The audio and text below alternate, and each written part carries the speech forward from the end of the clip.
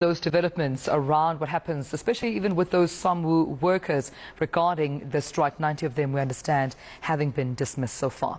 All right, coming to this now, there are calls for a sweeter deal for the aviation industry and farmers. Sugarcane farmers say cane can be used to make sustainable aviation fuels. It says this will be a win-win for the environment, airlines and the agriculture sector. So let's discuss this with Andrew Russell from the SA Canegrowers Association. Join me right now for this conversation. Thank you so much, Andrew, for your time, and a very warm good morning to you. I want to get into some facts, but also some findings that you have made regarding, SAF, sustainable aviation fuels. What can you share with us about what you found? Yes, so this time, 2021, July 2021, we, South African cane growers, together with the Roundtable for Sustainable Biofuels, commissioned a study into whether it would be feasible to produce aviation fuel and ethanol from South African sugarcane. And we found that there are, in fact, there is a great opportunity there for the production of biofuels from sugarcane.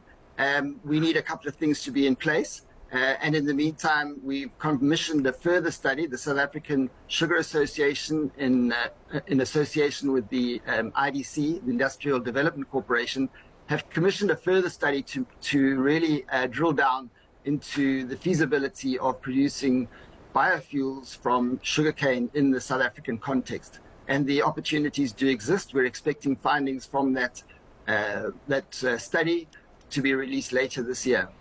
So globally, so far, in a more global context, how much does SAVs currently account for, Andrew?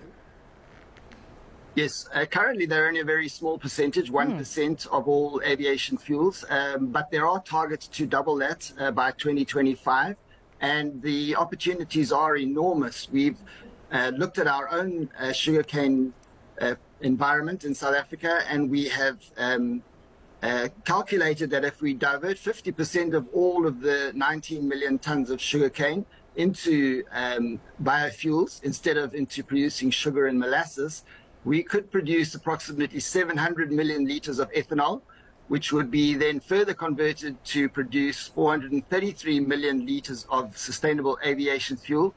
And that would really only supply part of what we need for all of the international flights out of our Tambo. So the opportunity is great. And we have an opportunity also to increase the impact of the sugarcane industry, which, as everyone knows, occurs in the deep rural areas of KwaZulu-Natal and Mpumalanga, where alternative employment and alternative agriculture is limited. So then, to take advantage of this opportunity, what would South Africa need? Well, initially, we'd need an enabling framework that would stipulate how these aviation fuels would be, or these biofuels would be blended into the existing system. And we would need funding, because currently our industry is set up to produce only sugar and molasses, and we would need some assistance to diversify into the production of ethanol and then further processing into these aviation fuels. And again, with those two ingredients, it seems like we can make use of this opportunity, and also a great one for South Africa not to miss out on. But thank you so much, Andrew, for speaking to me about this. We'll leave it there. SA Canegrowers Chairperson Andrew Russell joining me right here on NewsLink. But let's also come to this in the meantime. Anxiety and depression